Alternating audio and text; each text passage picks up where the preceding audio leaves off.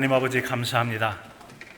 오늘도 하나님 저희를 특별한 은혜의 자리에 불러주시고 하나님께 예배하며 또 말씀을 듣고 주님의 영화롭게 하고 은혜를 받는 복된 이곳에 머물게 하심을 감사드립니다. 모든 발길이 복되게 하여 주시고 오늘 이 예배 드림을 통하여 하나님 크신 영광 받아 주시옵소서. 예수 그리스도의 이름으로 기도하옵나이다. 아멘. 역사를 잊은 민족에게는 미래가 없다라는 말이 있습니다. 이 말은 역사의 중요성을 강조하는 말인데 과연 그 말을 누가 했느냐? 설왕설래 말이 많이 있었습니다만 최근에 알려지기는 프리드리히 실러라고 하는 사람이 그 말을 했다고 하죠. 자, 역사를 잊으면 미래가 없다. 뒤집어 말하면 역사를 아는 사람은 온고지신이 되는 거죠. 미래의 희망을 가져볼 수 있다라는 말이 될 것입니다. 일반적으로 많은 경우 역사에 대한 말을 인용하고자 할 때 역사를 잊은 민족에게는 미래가 없다라는 말을 많이 인용하죠. 오늘 저도 역시 여러 역사 가운데 특별히 기독교 부흥 역사의 한 부분을 전하려고 그 말을 한번 인용해 보았습니다. 교회사라고 하는 기독교 역사 가운데 보면 많은 부흥 운동의 사건들이 있었음을 보게 됩니다. 특별히 18세기부터 20세기 초, 그러니까 1700년대부터 1900년도 초까지 많은 부흥 운동이 있게 되는데 그런 운동 같은 경우는 이제 영국, 미국, 웨일즈, 그 다음에 한국, 인도, 호주, 만주 등 여러 이렇게 부흥 운동이 있었죠. 그 중에 이제 대부흥이다라고 할 수 있는 것은 미국이나 또 웨일즈 그리고 한국의 부흥운동 정도를 대부흥운동이다라고 그 중에서도 부흥운동 중에서도 큰 부흥운동이라고 말하고 있습니다. 자, 이 같은 여러분이 부흥을 말할 때 사람들은 부흥하면 많은 숫자가 늘어나는 교세 많아짐을 생각하곤 합니다. 하지만 학자들의 연구에 따르면 부흥운동의 핵심적인 본질이 뭐냐? 부흥운동의 중심에 있는 핵심이라고 하는 것은 하나님과 사람 사이의 관계 회복이라고 하는 것입니다. 같이 한번 해볼까요? 하나님과 사람 사이의 관계 회복. 그렇습니다. 하나님과 사람 사이의 관계 회복을 진정한 의미에서 부흥이다라고 말하고 있어요. 따라서 이 같은 이 부흥의 때에 나타나는 여러 가지 대부흥운동의 두드러진 특징들이 있게 되어지는데 그 중에 하나는 통렬한 죄 고백입니다. 자신의 죄를 막 쏟아내면서 내가 이런 죄를 졌노라고 하는 죄 고백이 있게 된다는 거죠. 감정의 고양, 아주 기쁨이 충만해지는 그런 상황을 경험하게 되고 도덕성의 회복이 일어납니다. 그동안 이 사회적 풍습을 따라 도대체 예수님 믿는 사람인지 안 믿는 사람인지 구분이 되지 않는 여러분 1900년대 초로 생각하게 된다면 술 먹고 노름하고 또 기생집 가게 되고 온갖 여러분 사회 사람 다를 바 없는 그런 죄악들이 예수님 믿는다 해도 이 죄악 본성들이 그대로 교회 안에 들어와서 믿는 사람들 가운데도 그런 모습이 있었던 것이죠. 그런가 하면 영적인 각성이 있었습니다. 내가 이렇게 살다가 큰일 났, 이러면 안 되지 라고 생각하고 자신의 죄를 깨닫고 난 다음에 정말 새로운 신앙적 결단을 통해서 바르게 살겠다라고 하는 영적 각성이 일어나게 된 것입니다. 자, 여러분 이처럼 이런 이 대부흥운동에 두드러진 특징이 있게 되는데 이런 변화를 통해서 사람들이 달라지고 은혜가 임하게 되어지면 교회가 숫자적으로 성장하는 교사의 성장은 자연스럽게 뒤따르는 부수적 선물이라고 하는 것이죠. 한국 같은 경우 이 세계 대부흥운동 중에 하나라고 말하는 1907년에 평양 대부흥운동이라는 게 있어요. 장대인 교회로부터 시작된 부흥운동이죠. 이것은 여러분 우리가 2007년도, 2017년 100주년, 110주년 해가면서 이미 여러 차례 이 대부흥운동에 대한 이야기를 들으셨을 것입니다. 자, 그런데 이 같은 1907년 평양의 대부흥운동이라고 하는 것은 그 뿌리가 있습니다. 바로 1903년 8월 24일 원산에서 있었던 하디 선교사를 중심으로 한 이 부흥운동이 시발점이 돼서 이게 바로 1907년까지 이어지면 놀라운 대부흥의 역사로 이어지게 됐다는 점이죠. 캐나다에서 의사로 한국에 여러분 선교사로 온 하디라고 하는 선교사가 있습니다. 여러분 지금 시대에도 우리가 선교한 국가인 캄보디아의 저 시골 쪽에 가면 힘들다고 할지 모르겠는데 1900년대 초면은 여러분 한국 상황이 얼마나 심각한지 도무지 말할 수 없는 가난하고 무식하고 사는 모습들이 너무 형편이 없는 그런 나라였거든요. 자, 그런 나라에 선교사로 왔어요. 자, 그런데 이 하대 선교사님이 어느 날 장로교와 감리교 선교사님들에게 서로 제안을 했죠. 우리 함께 모여서 성경 공부하면서 기도회를 좀 갖자라고 제안을 한 겁니다. 그거 참 좋은 거지. 당연히 우리가 하나님 말씀 전하는 사역자로서 말씀 연구와 기도 참 좋은 거라고. 그래서 이렇게 모여서 말씀도 연구하고 기도하던 중에, 이 기도를 하던 중에 하대 선교사님이 성령의 이런 감동을 받게 된 겁니다. 그러면서 자신의 죄를 깨닫기 시작한 거예요. 자기를 자각하게 된 것입니다. 아, 내가 얼마나 교만하고 내 직분에 나태했는가.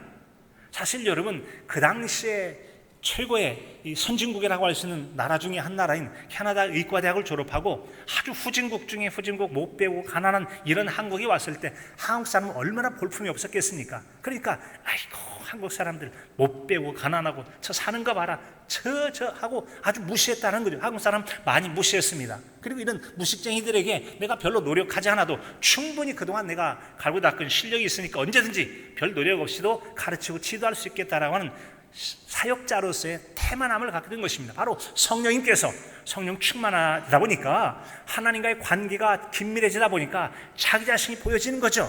자기 자신 가운데 죄악이 보여지게 된 것이 바로 무시한 교만이 보여졌고, 그리고 대충해도 된다라고 하는 나태와 태만함이 자기에게 보여지는, 이것을 바로 통렬하게 회개하게 된 것입니다. 자, 여러분, 이처럼 그는 한국에 와서 선교사로서 많이 배운 사람이 후중국에 와서 선교를 하는데 선교 열매가 잘 맺어지지 않는 거죠. 별로 기운이 안 나요. 그러는 가운데 여러분, 이처럼 이제 성경 공부와 기도회를 하게 됐던 것인데, 여러분, 이렇게 성령의 도우심을 통해 잘못을 깨닫고 난 다음에 처절하게 여러분 하대 선교사가 회개하게 되어집니다. 자, 그런데 여러분, 한국 사람이 바라볼 때 저렇게 선진국에서 의사 양반이 오셔가지고 우리한테 귀한 하나님 말씀을 전하는데 뭐가 저렇게 잘못이 많아가지고 저렇게 회개를 하고 그런지 모르겠네. 저 사람도 회개하는데 우리는 더 말할 것도 없는데 온갖 노름하지, 술 먹지, 기생집 다니지, 늘 싸워싸치, 정말 예수님 믿나 안 믿나 볼품도 없고 예수님 믿는다고 딸랑딸랑 교회는 다니지만 이렇게 부끄러운 모습이 많은데 저분은 부끄러울 것도 없어 보이는 분 회개 안에 우리도 한번 돌아보자면 여러분, 이 하대 선교사의 회개 운동이 점점 한국민들에게 전파하기도 시작하고, 그래서 강력한 회개 운동이 일어나게 된 것입니다. 많은 신자들이 회심을 하게 되죠. 거듭나게 되어 진정한 예수님 믿는 그런 사람들이 되게 됐고, 성령님의 능력과 은혜 속에서 거룩한 삶을 추구하는 일들이 지속적으로 일어나게 되어진 겁니다. 우리 이러면 안 되지. 자, 술 끊어. 이제 더 이상 노름하지 않을 거야. 담배 끊을 거야. 그리고 이제 기생집 가지 않을 거야.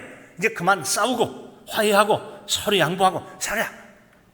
탐욕스러운 욕심을 버리고 좀 나누기도 하고 성경의 정신을 따라 살려고 하는 도덕적인 변화로 시작해서 지속적인 삶의 변화가 일어나게 되었다는 점이죠. 오늘의 말씀은 이스라엘 사람들에게 세례를 베풀어서 우리에게 세례 요한이라고 불려지는 사람들이 몰려오던 때였습니다. 그는 광야에서 외치는 자의 소리로서 이제 예수님과 같은 시대 사람이죠. 예수님보다 6개월 먼저 태어났거든요. 같은 시대 사람이죠. 그런데 그는 바로 이 구약시대, 아직은 예수님의 사역이 본격적으로 시작하기 전인 이 구약시대의 거의 마지막 쯤에 선지자로서, 예언자로서 하나님 말씀을 선포하는 그런 사람이었습니다. 일종의 예수님의 길을 예비하는 사람이죠. 그는 광야에 외치는 자의 소리요 주의 길을 평탄케 하는 자라고 기록되어 있는 것처럼 주님의 길을 예비하는 회개운동을 열심히 했던 그런 분이셨죠. 자, 그런데 이와 같이 여러분, 그가 외쳤다고 하는 것은 개인의 신앙적 열정이나 개인의 의지나 생각을 그렇게 한 것이 아니었습니다. 왜인가 하면 하나님께서 그의 입에 말씀을 주셨기 때문이죠. 오늘 본문 앞에 있는 이 누가복음 3장 2절에 보면 하반절에 이렇게 기록이 되어 있습니다. 하나님의 말씀이 빈들에서 사가랴의 아들 요한에게 임하니라. 하나님 말씀이 요한에게 임하니라. 저는 여러분, 요한이 외친 말은 하나님 말씀이었다고 하는 것이죠. 바로 성령님의 감동하심으로 그가 하나님 말씀을 전했기 때문입니다. 그런데 여러분, 우리가 한 가지 알고 넘어가야 할 것이 있습니다. 그것은 바로 성경을 기록한 사람이 됐든 성령의 감동 속에 하나님 말씀을 전파하는 사람이라 할지라도 그들이 하나님 말씀을 그 사람을 통해서 전하게 됐을 때는 각 사람이 가진 그릇의 영향을 받게 돼 있다라고 하는 점이죠. 많이 배운 사람이라면 유식하게 말을 전할 것입니다. 좀 배움이 덜하다면 좀 지식이 덜한 말을 전하게 되겠죠. 성격이 급한 사람은 막 불같이 전할 것이고 차분한 사람은 조곤조곤하게 전하게 되겠죠. 여러분, 아주 아름다운 문체를 가진 사람은 멋있는 문체를 할 것이고 거친 문체를 가졌다면 투박한 말투로 전할 수밖에 없어요. 본질적인 하나님 말씀은 똑같을지라도 말씀을 전하는 그릇이라고 하는 사람의 통로를 통할 때는 다양한 형태의 변화 혹은 다양성이 나타나게 돼요. 그런 모습들이 바로 여러분 이제 이 복음을 증거하는 사람들을 통해 나타나게 된다는 거죠. 사람은 로봇이 아닙니다. 로봇은 자를 입력한 그대로 움직이게 되는데 사람은 그렇지 않기 때문에 각 사람의 그런 모습들이 묻어서 말씀이 전해지게 된다라고 하는 점이죠. 그래서 하나님께서 사람들에게 그분의 말씀을 전하라고 할 때 여러분, 말씀을 전하는 사람도 예언자가 됐든 선지자가 됐든 다 우리가 똑같은 사람이잖아요. 생각을 가지고 감정을 가진 그런 사람으로 살아가게 되어 있습니다. 그러다 보니까 인간적인 연약함도 드러날 수도 있고 감정의 영향을 받을 수도 있고 인간적인 실수를 하는 경우도 있기도 하다는 점이죠. 내용은 그대로 전할지라도 인간적 감정을 다스리지 못해서 인간적인 한계와 연약함을 드러내는 모습들을 우리는 성경을 통해서도 볼 수가 있습니다.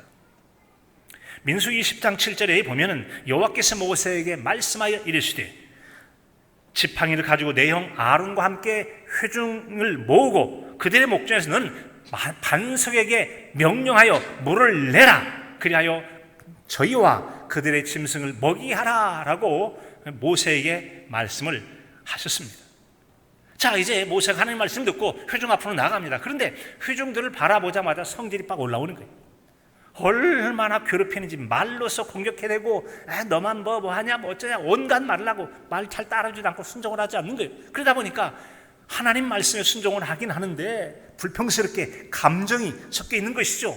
그래서 그 이어지는 행동을 보게 되면 이렇게 하나님 명령과 다르게 행동을 하는데 민수기 20장 11절에 보면 모세가 그의 손을 들어 손에는 뭐가 들려있죠? 지팡이가 있어요. 손을 들어 지팡이로 반석을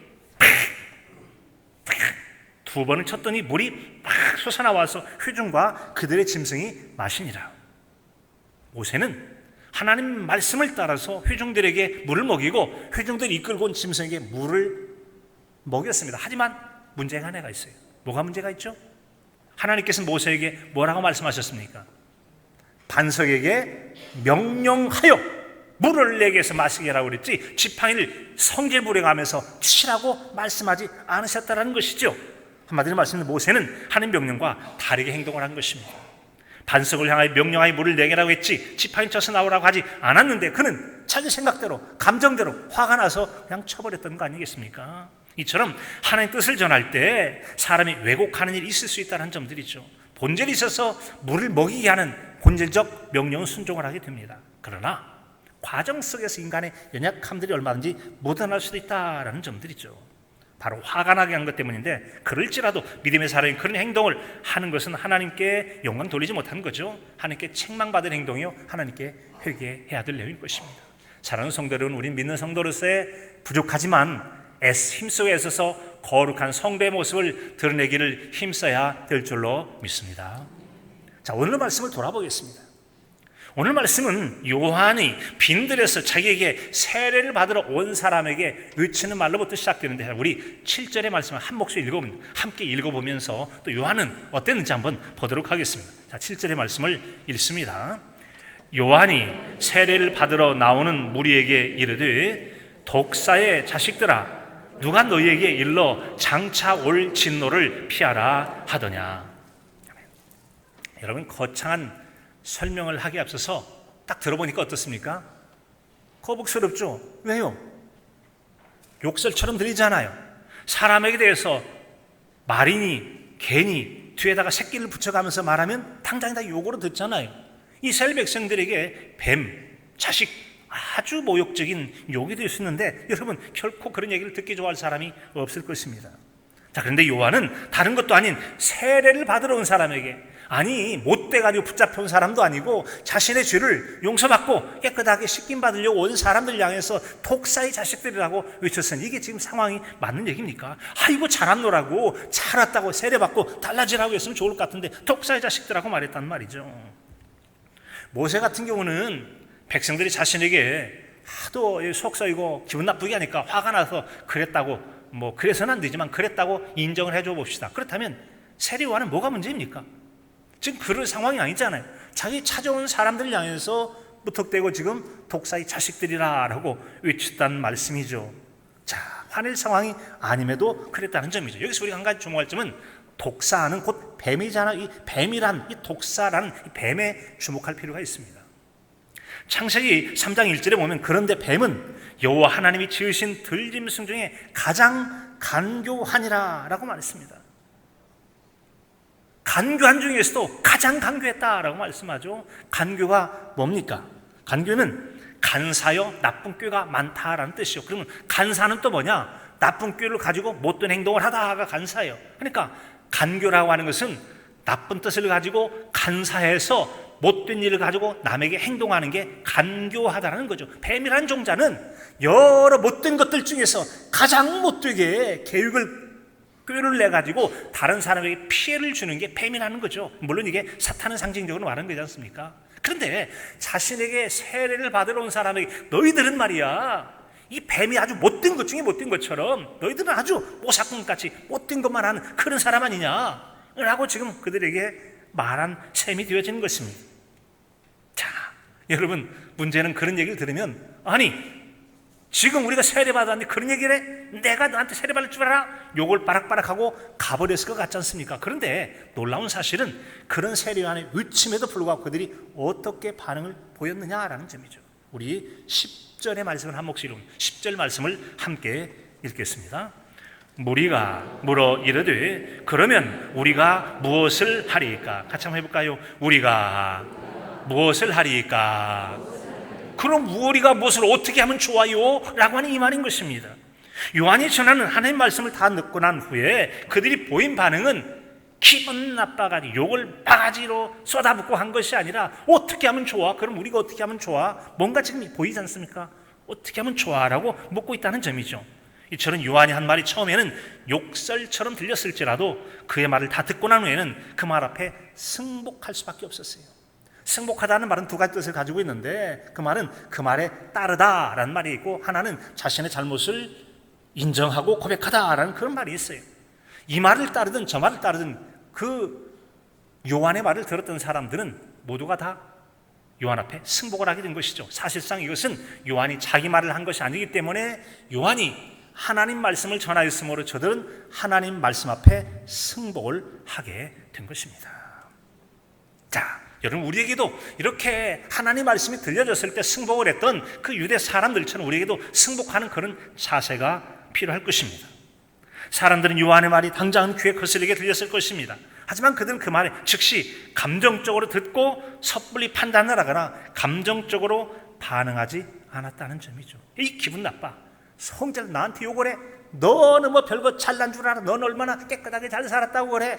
한바탕 해드릴 수 있잖아요. 맞붙었잖아요. 그렇다면 여러분 되는 게 없을 겁니다. 자, 그런데 이처럼 여러분 우리가 어떤 사람들로부터 말을 들을 때는 이 말을 들을 때는 우리에게 두 가지 면이 좀 필요한 것 같아요. 어느 정도는 절제할 줄도 알고 때는 인내하는 게 필요합니다. 말 다 듣기까지 좀 참아보는 것이죠. 참아보자라고 하는 것입니다. 이와 같은 여러분, 이 말을 듣는다고 하는 것이 우리는 무수한 대화 가운데 살아가는 이것이 부부 사이에도 부모와 자식 간에도 또 여러분 이 친구들, 뭐 형제들이나 친구들 혹은 직장 동료들이나 살아가는 이웃 사람들과 대화를 하다 보면 때로는 기분 나쁜 얘기도 할 수도 있고 욕설이 섞인 말을 들을 때도 있기도 해요. 우린 욕 먹고 살라 그런 얘기는 결코 아닙니다. 잠깐 욕이 있거나 기분이 나쁜 언짢은 얘기가 들렸다고 해서 그것 때문에 팔칵 뒤집어져서 뒷이야기 다 파장으로 만들어서는 안 된다라고 하는 그 점을 말씀드리려 하는 것입니다. 때로는 얼마간 따라서는 여러분 이 상황이 이해가 안 되는 말을 할 때까지 할 때도 있을 것입니다. 혹은 모욕이나 욕설 같은 말을 한다 할지라도 어느 정도는 참고 듣는 것이 필요하다는 점이죠. 이를테면 여러분 직장에 다니는 사람이 됐든 여러분 어떤 공동체 생활하다 보면 때로는 직장 상사가 좀 어떤 기분이 나빴든 어쨌든지 간에 하급자에게 거친 욕설을 섞어가면서 뭔가를 명령을 했어요. 자, 여러분 어떤 업무 지시를 하게 됐는데 나한테 욕을 해. 이 기분 나빠. 내가 당신한테 욕 먹으려고 직장에 온 줄 알아? 라고 감정적으로 반응하면서 욕만 생각하고 그가 지시했던 내용을 놓치게 된다면 여러분 어떻게 하겠습니까? 정말 중요한 걸 놓치게 되는 거 아니겠습니까? 나중에 따질 때 따지더라도 일단은 말을 다 들어주는 거죠. 그 말을 무슨 말 하는지 듣고 난 다음에 그 다음에 따질 때 따지다 해야 한다는 거죠. 그리고 때로는 잘 듣다 보면 도대체 오늘따라 왜 그러지? 평상시엔 안 그랬던 사람은 오늘 좀 기분 나쁜 일이 있었나? 라고 생각하면 기분이 나쁘긴 나쁘지만 좀 덜 나쁘고 상대를 이해하는데 도움이 되기도 할 것입니다. 여러분, 우리가 그렇게 말할 수 있다면 매우 중요한 걸 놓치지 않을 겁니다. 기분 나쁘게 말했을지라도 그가 무언가를 말했던 그 말의 내용을 놓치지 않으니까 중요한 걸 놓치지 않죠. 그뿐만 아니라 때로는 그런 말들을 절제하고 참아내게 됐을 때 아주 좋은 결과가 주어지는 경우도 있습니다. 바로 그런 경우가 예수님과 어떤 여인과의 만남을 통해서 그런 일이 있었던 것을 성경이 들려주고 있지 않습니까? 마태복음 15장 25절에 보면 여자가 와서 예수께 절하여 이르되 주여 저를 도우소서. 한 여자가 주님께 나왔습니다. 좀 저를 좀 도와주세요. 도와달라고 하는구나. 세례 요한 앞에 우리 세례받으러 온 것처럼 예수님께 도와달라고 왔어요. 대답하여 이르되 자녀의 떡을 취하여 개들에게 던짐이 마땅하지 아니하니라. 이스라엘 백성 내 백성이 줄 것을 개 같은 너에게 줄 수 없어. 너는 개만 또 못해. 그렇게 지금 한 여자에게 얘기를 한 것입니다. 이거 누가 얘기했다고요? 예수님이 하신 말씀이에요. 우리가 얼른 생각하기 도무지 예수님께서 하신 말씀이 아닐 것 같습니다. 하지만 성경에는 그 말씀이 분명히 예수님이 하신 말씀이라고 기록하고 있어요. 예수님께서 그렇게 말씀하신 이유가 있지 않겠습니까? 당장 듣기는 욕설 같은데 뭔가 의미가 있을 거예요. 그런데 그 말은 그 여인이 어떤 반응을 했는지가 정말 중요한 것입니다. 어떤 반응을 했는지가 중요해요. 15장 27절에 가면 여자가 이르되 주여 올소이다마는 개들도 제 주인의 상에서 떨어지는 부스러기를 먹나이다. 주인의 상에서 떨어지는 부스러기를 먹나이다. 얼른 듣기에는 모욕적인 말을 들었지만 여인은 아랑곳하지 않고 예수님에게 처음 말했던 것처럼 계속 도움을 요청하는 욕을 하고 있다는 점이죠. 여러분, 우리가 듣기에는 좀 그럴지 모르지만 유대인들 사이에 있어서는 유대인 이외에 다른 사람, 이방 사람들이 다른 나라 이방인이라고 얘기해요. 그들을 개처럼 여겼다는 거죠. 그래서 그 여인의 입장에서 바라볼 때 원래 유대인은 원래 저래. 평상시에 욕설을 그냥 욕쟁이처럼 말하면 저 사람 원래 저렇게 욕해. 뭐 그런 정도로 듣고 유대인 남자, 유대인 사람은 흔히 그러지 라는 식으로 듣고, 그러나 주님에게 원할 것은 기꺼이 원하면서 계속 도와달라고 요청하는 것이죠. 개들도 주인의 상에서 떨어진 부스러기를 먹는 것처럼 저를 개처럼 취급해도 괜찮사오나 당신에게로부터 내가 원하는 도움을 좀 받아야 되겠습니다 라고 하는 그런 요청을 주님에게 했다는 점이죠.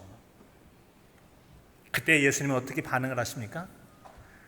마태복음 15장 28절에 보면 이에 예수께서 대답하여 이르시되 여자여 내 믿음이 크도다. 같이 한번 해볼까요? 내 믿음이 크도다. 내 믿음이 크도다라고 말씀하신 다음에 내 소원대로 되리라. 내 소원대로 될 거라고 그랬어요. 여러분의 소원대로 되는 은혜가 있길 진심으로 축복합니다. 여러분, 믿음이 클 때, 주님께서 제대로 된 믿음을 가질 때 아주 여러분 소원을 이루어 주세요. 하시니 그때로부터 그의 딸이 나으니라. 딸이 뭔가 아팠던 모양이죠. 그의 딸이 나으니라. 그의 딸이 나으니라. 예수님은 이방 여인의 딸이 흉악한 귀신에 들려서 아주 고통하고 있었는데 그 여인이 다가왔을 때 그 여인의 여러분 믿음을 점검하시고 그렇게 말씀하신 거죠. 우리가 오늘 말씀도 같은 상황에서 이해하고 잘 참고 들으면 좋은 결과가 있게 될 것입니다. 만약에 이 여인이 에이 나한테 개만도 못하게 여겨, 헤이 뭐 대단한 하나님의 사람인 줄 알았더니 입이 저렇게 거칠고 안 되겠네, 에이 기분 나빠, 퇴 욕하고 가버렸으면 딸은 그대로니라. 계속 귀신을 들여 살게 되고 말았겠지 않겠습니까? 여기서 여러분 잘 참아냄이라는 것이 얼마나 좋은 결과를 가져오는지를 한 예로 들려준 것입니다. 자, 이제 말씀으로 다시 돌아갑니다. 7절 말씀해 보니까 세례 요한이 세례받으러 나오는 무리에게 이르되 독사의 자녀들아 누가 너에게 일러 장차올 진노를 피하라 하더냐. 너희들 그대로 주의 가지고 있다가 하나님의 또 무시무시한 심판의 벌을 받게 될 터인데 그 벌은 피하겠다고 그래도 세례는 받으려고 나왔네. 아이고 참, 뭐 그런 식이에요. 그런 식. 너희들이 죄가 얼마나 많은데 세례 살짝 받고 죄는 피하겠다, 그렇게 쉽게 안 되지. 지금 예수님은 그런 의도를 다분히 가지고 말씀하신 거예요. 그래서 요한은 세례받으러 온 사람에게 들짐승 중에 가장 간교했던 뱀의 특성처럼 나쁜 꾀가 많아서 남을 등치고 살았던 것 같은 당신 같은 사람들이 그냥 쉽게 세례받고 넘어가려고 안 되지, 책망하듯 말하게 된 거죠. 그 말에 이어서 세례받으려면 이런 정도의 조건은 돼야만 세례를 받지, 그렇게 쉽게 물속에 한번 들어갔다 나와서 세례받은 것으로 쉽게 안 통하지 라고 주님은, 지금 요한은 말하고 있는 거예요. 뭡니까? 8절에 보니까 그러므로 회개에 합당한 열매를 맺고 속으로 아브라함이 우리 조상이라 말하지 말라. 내가 너에게 이르노니 하나님이 능히 이 돌들로도 아브라함의 자손이 되게 하시리라. 하나님께서는 사람의 숫자를 채우기로 한다면 길바닥에 널려있는 그런 광에 널려있는 돌멩이를 가져다가도 그분의 능력으로 사람 숫자 만드는 것은 얼마든지 만들 수가 있어. 그러나 진정한 의미에서 하나님은 그 죄악 가운데 살아가는 사람이 속사람으로부터 변화가 돼서 진정한 참된 예수 그리스도의 사람이 되기를 원한다는 것을 지금 전하고 있는 거 아니겠습니까? 그렇습니다. 요한은 세례를 쉽게 남발하고 싶지 않았다라는 점을 우리에게 들려주고 있는 것입니다. 우리가 여러분 세례받은 성도로서 나는 세례받은 내만 생각하지 말고 진정 내 삶 속에 나는 세례받은 성도로 어떻게 살아가고 있는지 자신 한번 되돌아보고 자신의 신앙을 점검함이 좋을 것입니다. 요한은 사람에게 진정으로 세례를 받으려면 세례받기에 합당한 실제적인 자격을 갖추라라고 말씀하고 있는 것입니다. 세례받기에 합당하지 못한 사람을 여러분 숫자를 채우는 것이라면 하나님은 아까 말씀드린 것처럼 얼마든지 그 돌멩이를 가지고도 그렇게 할 수 있다는 점이죠. 그러나 그렇게 하지 않겠다는 것이에요. 우리는 그 말을 잘 들어야 됩니다. 교회에서도 여러분 세례받기 합당한 자격을 갖추지 않은 사람들에게 그 사람 세례 안 주면 교회 떠날 것 같으니까 세례 줘서 붙잡아 두자. 또 어떤 사람 같은 경우는 내가 교회를 다녔는데 아직 확실히 믿어지지 않지만 어떤 분은 뭐 집사님, 장로님, 권사님 하는데 나는 지금 세례도 못 받았다고 쪽팔려서 그렇다고 말이지. 체면을 위해서라도 세례 좀 달라고. 남 체면 챙기기 위해서 세례 줘야 되겠습니까? 그건 안 되죠. 그건 안 돼요. 세례 자격이 안 되는 겁니다. 세례 자격이 안 돼요. 또 인간관계를 어떻게 해서 세례를 주면 좀 가까워지거나 어떻게 좀 붙잡아 두거나 이런 여러 가지 인간적 생각으로는 안 된다. 세례요한이 그 점을 명백하게 우리에게 들려주고 있는 것이죠. 세례 전에는 반드시 회개에 합당한 열매를 맺고 있는지를 꼭 확인하고 또 확인해야 되죠. 그 회개 과정, 즉 죄를 해결하지 않으면 구절과 같은 불상사가 발생할 수 있기 때문에 그렇게 말하는 것입니다. 죄 문제가 해결 안 되면, 회개하지 않으면 어떤 문제가 발생합니까? 구절에 보니까 이미 도끼가 나무 뿌리에 놓였으니 좋은 열매 맺지 아니하는 나무마다 찍혀 불에 던져지리라. 도끼가 여러분 나무 뿌리를 치면 어떻게 되죠? 뿌리가 잘려요. 뿌리가 잘리면 어떻게 되죠? 나무는 죽게 되고 말 것입니다. 그 나무는 조각이 나서 불 속에 던져 태워지게 된다는 점이죠. 이건 뭘 얘기하는 거죠? 심판의 도끼가, 마치 도끼가 이 나무 뿌리를 찍듯이 심판의 도끼가 우리를 향해 내려치기 전에, 그래서 내려친다면 여러분 심판의 준엄한 벌을 받게 되는 거 아니겠습니까? 그러기 전에 라는 것이죠. 그러기 전에 놓여지리라. 만약에 엉터리 세례를 받고 혹은 무자격 세례를 남발했다가 누군가가 나중에 도끼가 나무 뿌리에 놓인 것처럼 그런 심판을 받게 된다면 그 책임을 누가 지겠습니까? 교회에서 만약에 어물쩡했다면 어물쩡 세례를 준 사람들이 책임지지 않겠습니까? 성도가 만약에 신앙 고백을 가짜로 해서 진짜 믿음 있는 것처럼 속여서 세례를 받았다면, 세례받고 정말 죄의 문제가 해결되지 않았다면 그 문제로 나중에 하나님 앞에 자기가 책임을 지게 되는 거 아니겠습니까? 그런 의미에서 우리는 세례는 당사자도 세례를 주는 교회에서도 여러분 세례를 매우 진지하게 귀히 여기면서 제대로 자격 갖춘 자의 세례를 베풀어야 된다는 점이죠.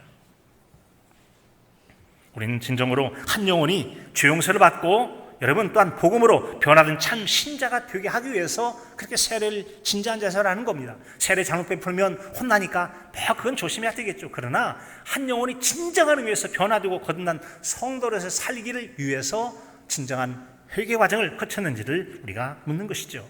그런 이유 때문에 세례를 할 때 교육을 하고 분명하게 신앙 고백을 하는지를 확인하고 또 확인을 하게 됩니다. 자, 이처럼 여러분 이제 이 이스라엘 백성들에게 세례요한이 이렇게 외치다 보니까 비로소 자신의 문제를 깨닫게 되니까 아까 읽었던 여러분 10절 같은 고백을 한 거 아니겠습니까? 우리가 물으리되 그러면 우리가 무엇을 하리까?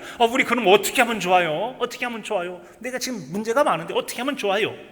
요한이 전한 말을 하나님 말씀 듣고 난 후에 보인 반응은 우리가 어떻게 하면 좋겠냐라고 그들이 오히려 답을 가르쳐 달라고 했다는 점이죠. 그 답이 곧 우리 자신을 돌아보게 하는 말씀이 되기도 할 것입니다.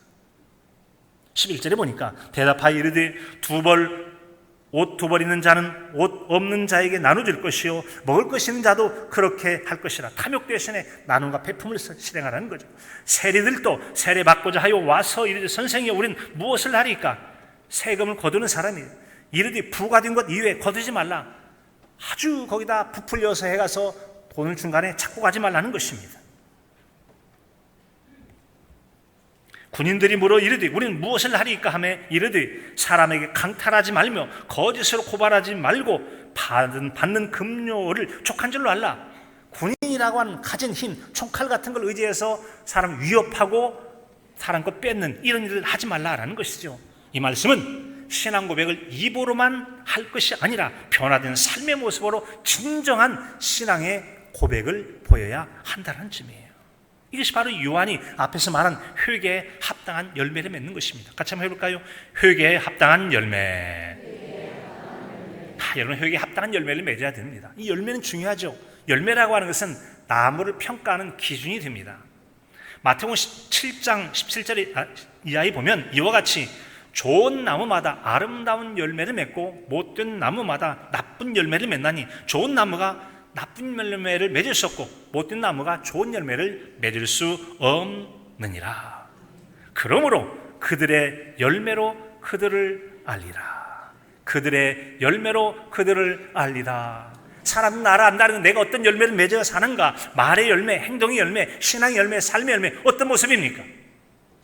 바로 이처럼 우리 열매가 우리 자신을 증명한다는 거죠. 성경은 또한 우리에게 열매를 맺어야 된다고 말씀했거든요. 열매를 많이 맺어야 된다. 디도서 3장 14절에 보면 또 우리 사람들도 열매 없는 자가 되지 않게 하기 위하여 필요한 것을 준비하는 좋은 일에 힘쓰기를 배우게 하라. 좋은 일에 힘쓰기를 배워서 좋은 열매를 맺도록 신앙적 훈련을 통해서라도 좋은 열매를 맺어가게 인도해야 할 것을 말씀해 주고 있습니다. 그리고 누가복음 13장 3절에서는 너희도 만일 회개하지 아니하면 다 이와 같이 망하리라. 망할 것을 말씀하면서 회개할 것을 말씀하고 만일 회개하지 않으면 망하리라. 적어도 우리에게 회개의 열매를 맺는다고 하는 것은 망하지 않는 것이고 회개하는 것은 살 길로 나아가는 길이 되는 줄로 믿습니다. 회개는 여러분 죄라는 게 있죠. 한마디로 죄는 뭐죠? 죄는 표적을 벗어났다라고 하는 것처럼 빗나간 것이죠. 하나님 말씀에서 어긋난 것들입니다. 회개는 여러분 고쳐 바르게 한다라는 한자적 의미가 있는데 이것은 바로 하나님 말씀에 어긋난 것들을 이제 과거는 깨트리고 없앤 다음에 철저하게 다시 돌아가지 않도록 하나님 말씀에 순종하고 바른 믿음의 질서를 따라 살아가는 것이죠. 이것이 바로 우리에게는 영혼이 잘 되는 길이 될 줄로 믿습니다. 회개는 결과적으로 여러분 영적 부흥이 시발점이 되는데 영적 부흥에 있어서 특징은 바로 하나님과 사람 사이의 관계 회복이라고 했습니다. 진정한 회개를 통하여서 하나님과 건강한 관계 회복으로 영혼이 잘 되는 은혜를 누리실 수 있기를 바랍니다. 그땐 죄로부터 멀어지고 하나님의 은혜는 풍성해질 것이고 우리는 성령의 열매를 맺어가며 삶의 하나님의 약속의 열매를 풍성히 맺게 될 것입니다. 바라기는 우리가 앞으로 8월 24일이라고 하는 원산대부흥 100주년을 맞기까지 4주, 오늘까지 4주가 있는데 4주간 동안에 기도하며 이런 시간들을 가짐을 통해서 우리도 영적 부흥의 큰 은혜를 체험하는 저와 여러분의 신앙이 삶이 되실 수 있기를 간절함으로 축복합니다. 하나님, 우리도 회개에 합당한 심령의 변화와 삶의 변화를 통하여 회개에 합당한 열매를 맺음으로 하나님의 영화롭게 하고 하나님의 은혜의 풍성한 열매를 복되게 누리는 우리 모두에게 하여 주시옵소서. 예수 그리스도의 이름으로 기도하옵나이다.